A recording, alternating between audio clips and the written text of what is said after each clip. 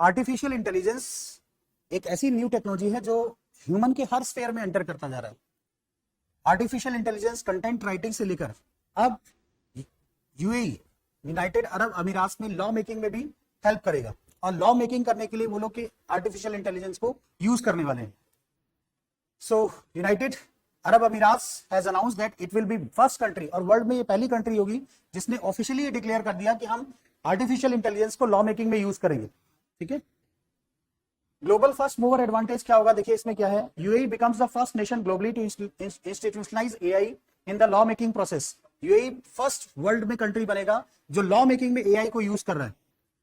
इसका ऑब्जेक्टिव क्या है, इससे एफिशिएंसी बढ़ जाएगी, स्पीड बढ़ जाएगी, एक्यूरेसी बढ़ जाएगी, ड्राफ्टिंग लेजिस्लेशन। देखिए वैसे तो लॉ में सर्च करने के लिए सभी एआई को यूज कर रहे हैं, बट फॉर्मली ऑफिशियली इसने डिक्लेयर कर दिया यूएई ने कि हम लॉ मेकिंग प्रोसेस में एआई को यूज करेंगे। इससे कंसिस्टेंसी रहेगी, रिड्यूस बायसनेस रहेगा, क्योंकि मशीन होगी तो मशीन बायसनेस तो करेगी नहीं। Next is more adaptive laws बनाए जाएंगे। यूएई का ये ब्रॉडर विजन है कि हम एआई को एक हायर डिग्री पर या हायर लेवल पे हम यूज करेंगे, किसमें, लॉ मेकिंग प्रोसेस में यूज करेंगे।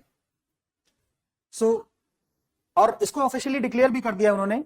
Role of AI in drafting laws, आखिर ड्राफ्टिंग जब लॉ को ड्राफ्ट किया जाएगा तो एआई क्या रोल प्ले करेगा। पहली बात, एनालाइज करेगा, जो भी एग्जिस्टिंग लॉज हैं उसको एनालाइज करेगा। देखिए ह्यूमन बीइंग को एनालाइज करने में टाइम लगता है, एआई उसको इजीली एनालाइज कर देगा। केस लॉज को एनालाइज करेगा, ग्लोबल बेस्ट प्रैक्टिसेस को एनालाइज करेगा, एंड पब्लिक पॉलिसी ऑब्जेक्टिव को एनालाइज करेगा। ऑफर और क्या कर सकता है कि ऑटोमेटिक लीगल टेक्स्ट भी वो ऑफर कर सकता है एआई, और बहुत कम टाइम में गैप एनालिसिस को एनालाइज कर सकता है। कोई इनकंसिस्टेंट प्रोविजन है उसको एनालाइज कर सकता है, लॉ में कंसिस्टेंसी नहीं है उसको एनालाइज कर सकता है, अच्छी बात है। लेकिन प्रॉब्लम क्या है कि इसमें जो ह्यूमन ओवरसाइट है वो होना जरूरी है। ठीक है, एआई लॉ बना देगा, लेकिन उसमें ह्यूमननेस होना जरूरी है, ह्यूमन कंटेंट होना जरूरी है, ह्यूमननेस होना जरूरी है। तो इसलिए ह्यूमन ओवरसाइट होना चाहिए इसमें। एआई जनरेटेड लॉज रिव्यू होने चाहिए, अप्रूव्ड होने चाहिए। एआई ने जनरेट कर दिया लॉ, लेकिन उसका रिव्यू होना चाहिए, उसका अप्रूवल होना चाहिए। कौन रिव्यू करेगा, ह्यूमन बीइंग उसे रिव्यू करेगा। प्लस लॉज, कस्टम और ट्रेडिशन को भी फॉलो करने चाहिए। उसमें देखना चाहिए कि भाई ये कस्टम या ट्रेडिशन इस कंट्री का ठीक है कि नहीं ठीक है। सो ये इसमें मेनली देखा जाएगा। नेक्स्ट देखते हैं इससे गवर्नेंस पे क्या इंपैक्ट पड़ेगा। एआई बेस्ड लॉ मेकिंग होगी जो एफिशिएंट होगी, कंसिस्टेंट होगी, उसमें गैप होते हैं, जो ह्यूमन एरर कई बार हो जाता है, तो वो नहीं होगा।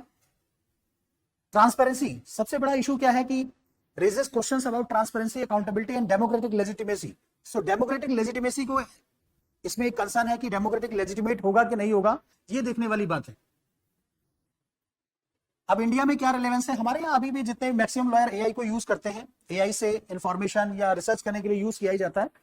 इससे इंडिया में अगर यूज करें तो लीगल रिफॉर्म होगा, ई गवर्नेंस इफेक्टिव हो जाएगा, ड्राफ्टिंग ऑफ बिल्स में इसको यूज किया जा सकता है, रेगुलेटरी पॉलिसीज में एआई को यूज किया जा सकता है, रिड्यूसिंग लेजिस्लेटिव बैकलॉग। और जितने भी बैकलॉग है लेजिस्लेटिव बैकलॉग, जो भी हमारे पास देखिए बहुत पुराने लॉ हैं, उनको हम क्या कर सकते हैं, करंट सिनेरियो में एनालाइज कर सकते हैं, उनको रिव्यू किया जा सकता है, और उनको एक उसमें जो भी गैप्स हैं उनको फिल किया जा सकता है। एआई की हेल्प से हम भी इसको यूज कर सकते हैं।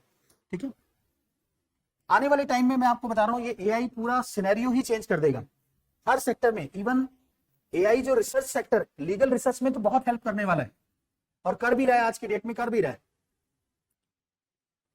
आप देखिए लॉ में ना बहुत मोटी मोटी बुक्स होती हैं, तो उनको पढ़ना इतना आसान काम नहीं है। एआई क्या करेगा, उन बुक्स का जिस्ट बना के, कंसाइज करके उसको लॉ में हेल्प करेगा, तो इन्फॉर्म लॉ की नॉलेज को भी इनहांस करेगा।